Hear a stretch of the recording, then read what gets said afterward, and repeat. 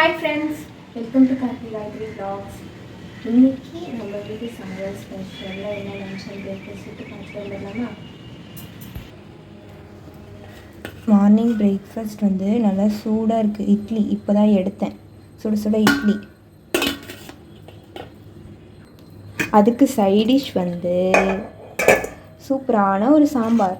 இது ரொம்ப நாளாக செய்யணும்னு நான் நினச்சிட்டு இருந்தேன். இன்றைக்கி சடனாக பிளான் பண்ணி சடனாக செஞ்சுட்டேன். பருப்பே இல்லாத பருப்பு சாம்பார், இட்லி சாம்பார். இது நிறைய ரெசிபிலாம் போட்டிருக்காங்க, நிறைய பேர். செய்யணும்னு ரொம்ப நாள் நினச்சிட்டு இருந்தேன். இன்றைக்கி ஃபைனலாக செஞ்சுட்டேன். டேஸ்ட் எப்படி இருக்குன்னு பார்க்கணும்.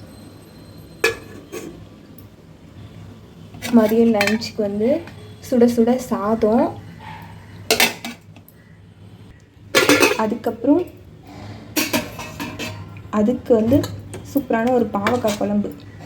பாவக்காய் குழம்பு செஞ்சு ரொம்ப நாள் ஆகுது, அதனால் சூப்பரான ஒரு பாவக்காய் குழம்பு செஞ்சாச்சு. அதுக்கப்புறமேட்டுக்கா பொரியல் வந்து ரொம்ப சிம்பிள், வாழைத்தண்டு பொரியல். இதில் வந்து தேங்காய் பூ போட்டிருந்தா நல்லா இருந்திருக்கும். பட் தேங்காய் இல்லாததுனால அப்படியே போட்டிருக்கேன். டேஸ்ட்டு அந்த அளவுக்கு ஓகேவாக தான் இருக்குது, பார்க்கலாம். ஆனால் ரொம்ப நல்லது இது உடம்புக்கு. செகண்ட் டைம் இது செய்கிறேன். ஃபஸ்ட் டைம் வந்து வாழைத்தண்டில் கூட்டு வச்சுருந்தேன். இப்போ வாழைத்தண்டு பொரியல். இது இன்னும் ப்ராப்பராக செய்யணும். இன்னொரு நாள் ப்ராப்பராக செஞ்சிடறேன். இன்றைக்கி சும்மா அப்படியே செஞ்சுருக்கேன்.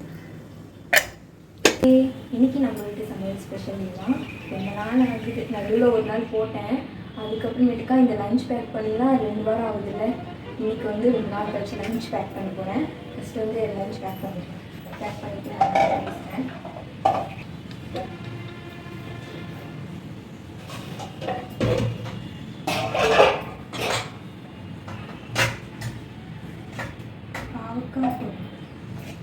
எனக்கு பாவக்குழம்புனா ரொம்ப பிடிக்கும். குழம்பு எங்கே இருக்குது? அதில் குழம்பு எங்கே இருக்குன்னு கேட்டு.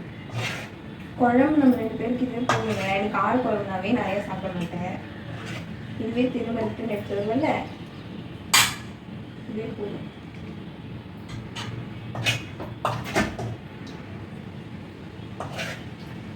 ஆனால் பாவக்காய் குழம்பு எவ்வளோ கொடுத்தாலும் அந்த பாவக்காய் குழம்பு புளி அதெல்லாம், அந்த காரம் புளி இதெல்லாம் சேர்ந்து எனக்கு ரொம்ப பிடிக்கும். ஆனால் இன்னும் நான் ஃப்ரை பண்ணி பாவக்காய் சாப்பிட்டது கிடையாது. நான் ஒரு வாட்டி ரொம்ப வருஷத்துக்கு முன்னாடி நான் ஒரு 9th 8th படிக்கும் போது அதை ஃப்ரை பண்ணியிருக்கேன், அந்த பாவக்காய் ஃப்ரை. அப்போ வந்து எங்கள் வீட்டில் கேஸ் இல்லை. மேலே மாடியில் ஒரு குட்டி ரூம் இருக்குது. அங்கே தான் கேஸ் இருந்துச்சு. அங்கே பாட்டி இருந்தாங்க. அங்கே போய் செய்கிறேன்னு சொல்லிட்டு கீழே வந்து போனால் அது தீஞ்சு போச்சு. அதனால அதில் ஒரிஜினல் டேஸ்ட் என்னன்னு எனக்கு தெரியல. எங்கள் அம்மாவும் செஞ்சது கிடையாது. பாவக்காய் குழம்போட பொரியல் வருவோம் இதெல்லாம் எங்கள் அம்மாவோட சரித்திரத்தில் செஞ்சதே கிடையாது. ஆனால் எனக்கு பாவக்காய் குழம்பு ஃபஸ்ட்லாம் பிடிக்காது. வீட்டில் பாவக்காய் குழம்பு வச்சு சாப்பிடவே மாட்டேன். ஒரு வேளை பசிக்குது அப்படின்னா இந்த சர்க்கரை இதெல்லாம் ஏதாவது ஒன்று அந்த குழம்பு கூட கலந்து அப்படிதான் எப்படியும் சாப்பிட்டுட்டு இருப்பேன். இப்போ என்னென்னா அசல்ட்டாக அந்த பாவக்காய் குழம்புனா அவ்வளோ பிடிச்சி சாப்பிட்றேன். யாருக்குலாம் பாவக்காய் குழம்பு பிடிக்கும்? ஆனால் என் கணவருக்கு வந்து பாவக்காய் குழம்பு அவ்வளோ பிடிக்காது. அது சாப்பிட மாட்டேன், இது சாப்பிட மாட்டேன், அப்படிலாம் சொல்ல மாட்டாங்க. ஆனால் பிடிக்காதுன்றதுலேயும் இருக்கும். ஆனால் சாப்பிடுவாங்க. பிடிக்கல நான் சாப்பிட மாட்டேன் அப்படின்னு சொல்லாமல் சாப்பிட்ற ஒரு டிஷ்ஷு, ஆனால் விரும்பி சாப்பிடாத ஒரு டிஷ். அதனால பெருசாக அப்பப்போ செஞ்சு தெரியாது. எனக்கு எப்படியாவது தோணுச்சுன்னா அப்போ மட்டும் செஞ்சுக்கலாம். கடைக்கு போயிருந்தப்போ என்ன கால் வாங்கினீங்க அப்படியே கிடையாது. அதனால இது வாங்கிட்டு வந்தேன். இது இன்னைக்கு செய்யலைன்னா நாளைக்குலாம் பழமாக இருக்கும். அதனால இன்னைக்கு செஞ்சாச்சு. வாழைத்தண்டு கூட்டு வச்சுட்டு பாவக்காய் ஃப்ரை பண்ணிடலாம் தான் நினச்சேன். நமக்கு தெரியாத ட்ரை பண்ணி ஏதாவது சொதப்பிடுச்சுன்னா தெரிஞ்சுட்டே பண்ணுவோம். இன்னொரு நாள் வாங்கி பொறுமையாக பார்த்து செஞ்சுக்கலாம் அப்படின்னு முடிவு பண்ணிட்டேன்.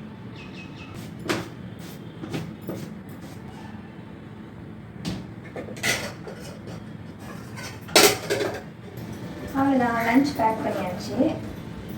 தண்ணி சுட வைக்கிற வேலை இல்லை. ஏன்னா என் கணவர் இப்போலாம் சுடு தண்ணி குடிக்கிறது இல்லை. ஒரு 2 வீக்ஸாக இப்படி கண்டினியூவாக நல்ல பாவம் சுடு தண்ணியில் வெயில் வச்சுருக்காங்க. ஓகே, ரொம்ப நாள் கழிச்சு லஞ்ச் பேக் பண்ணிட்டேன். இப்போ வந்து மார்னிங் பிரேக்ஃபாஸ்ட். அதுவும் இந்த 2 வீக்ஸாக மார்னிங் பிரேக்ஃபாஸ்ட் மட்டும் எழுந்திரிச்சு சமைச்சு அப்புறம் மதியம் லஞ்ச் பொறுமையாக சமைச்சிட்டு இருந்தேன். இப்போ மறுபடியும் அந்த மாதிரி சமைக்கணும் அப்படின்னு சொல்லிட்டு வச்சுருக்கேன். இது நல்லா தான் இருக்குது.